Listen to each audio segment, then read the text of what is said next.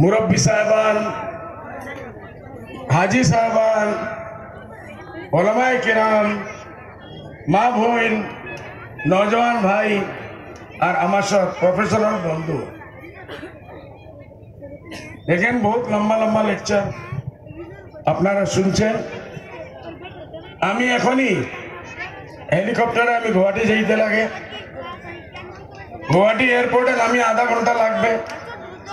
এয়ারপোর্টে নামিয়া 10-15 মিনিট নামাজ টামাজ পড়তে লাগবো, তারপরে সিধা আমি স্টেশন যাইব, গুয়াহাটি স্টেশন।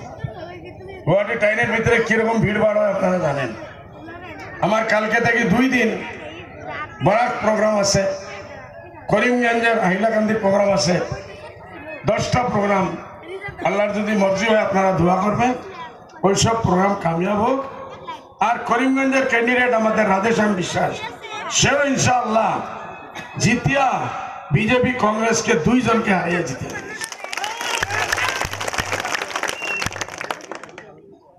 ভাই এইবার আমাদের যুদ্ধ কোন সরকারের বিরুদ্ধে না, ডাইরেক্ট মোদীজির বিরুদ্ধে, ডাইরেক্ট অমিত শাহর বিরুদ্ধে, ডাইরেক্ট হেমন্ত বিশ্ব শর্মার বিরুদ্ধে। কেন? এরা সংবিধানে বদলি করতে চায়।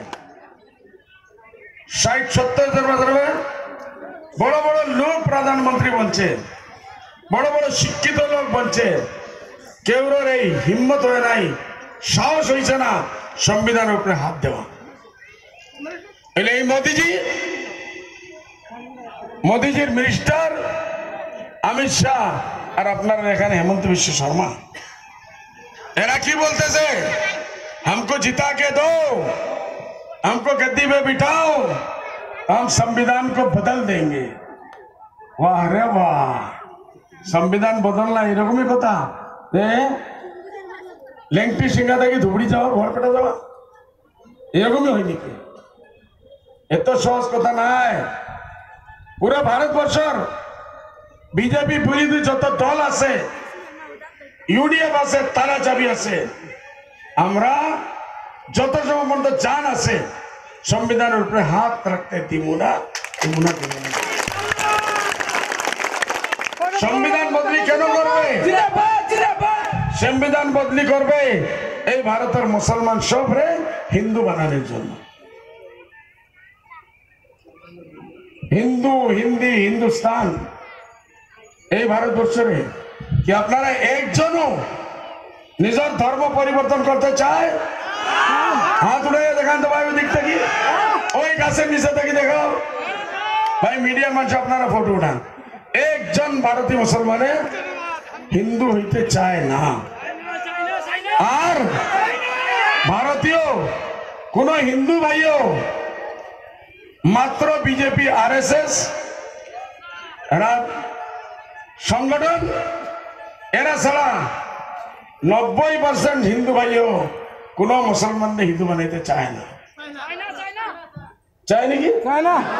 আর চাইলেও পারবে না, ইনশাআল্লাহ পারবে না। কেন পারবে না? এই মোদীজি, অমিত শাহ, হেমন্ত বিশ্ব শর্মা, এইবারের ইলেকশন এটা খেল নয়, ধামালি নয়। এইবার ইলেকশন আপনাদের আমাদের অস্তিত্বের প্রশ্ন আছে ভাই।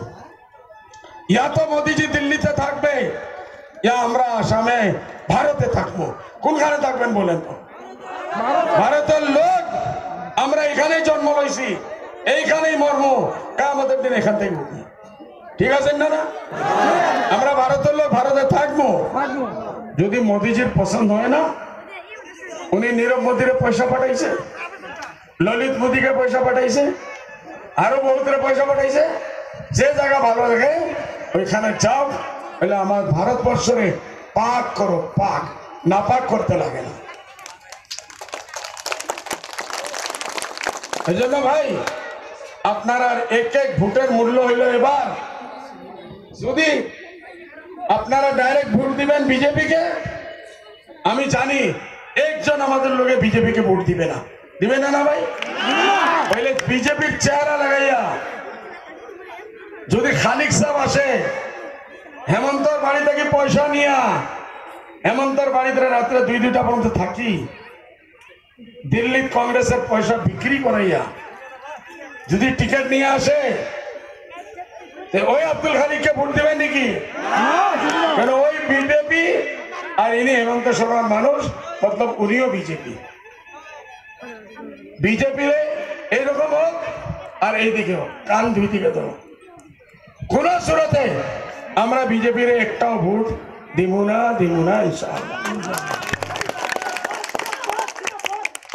এই খালিক সাহেব যে সময় আসে জিজ্ঞাসা করবেন খালিক সাহেব এখানে থাকেন এক কদম এইদিকে বাড়তে দিব না জবাব দেন যে সময় এই এনআরসি 48 লাখ মা বোনের নাম কাটা হয়েছে 48 লাখ মানুষের আপনি কোথায় ছিলেন? যে সময় বদর উদিরে সুপ্রিম কোর্টে গিয়ে লড়াই করতেছে কোটি কোটি টাকা খরচ করিয়া জমিয়তে করতেছে আপনি কোথায় ছিলেন? খালিক সাহেব বলবো লজ্জা পাইয়া বলে আমি হেমন্তর ঘরে শুয়ে আসলাম এয়ার কন্ডিশন রুমে আমি শুয়েছি। জাভেদ ইসলাম এখানে আর কে আছে বিজেপির? তোমার কুমার দীপক দাস বিজেপি এজিপি এবিডি হেবিডি বিজেপি আমরা কালকে মারতে চায় আর এজিপি তো 1976 থেকে মারতেছে ভাই। নেলির ঘটনা কে করলো? এজিপির নেতা কে করলো? ডিপুটার আরম্ভনি কে করলো? মমতা সাহেব। ডিপুটারে 1 লাখ থেকে 5 লাখ কে বানাইলো? কংগ্রেসে বানাইলো। এর জন্য বোঝা যায় কংগ্রেস বিজেপি ভিতরে ভিতরে এক বিজেপি এজিপি ভিতরে ভিতরে এক। এইবার কংগ্রেসের ভোট দিবেন আবার বিজেপি যাবে যদি এজিপি কে ভোট দেন ওইটাও বিজেপি কে যাবে কি আমরা বুড়বক নাকি? কি আল্লাহ আমাদের মগজ দিছে না ভাই?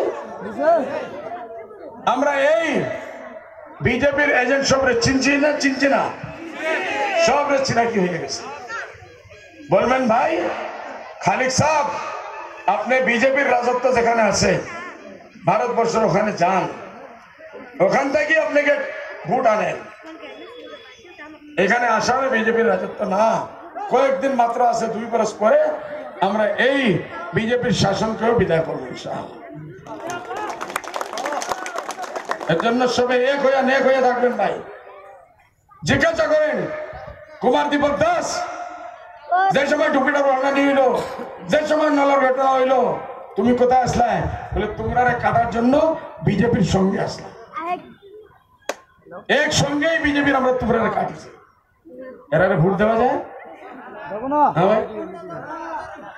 যখন কংগ্রেসের ভোট দিতে পারে না কেন এই যে বিজেপির এজেন্ট এজিপির দেওয়া যায় না ডাইরেক্ট বিজেপির এজেন্ট এবং ভোট কারে দিবেন?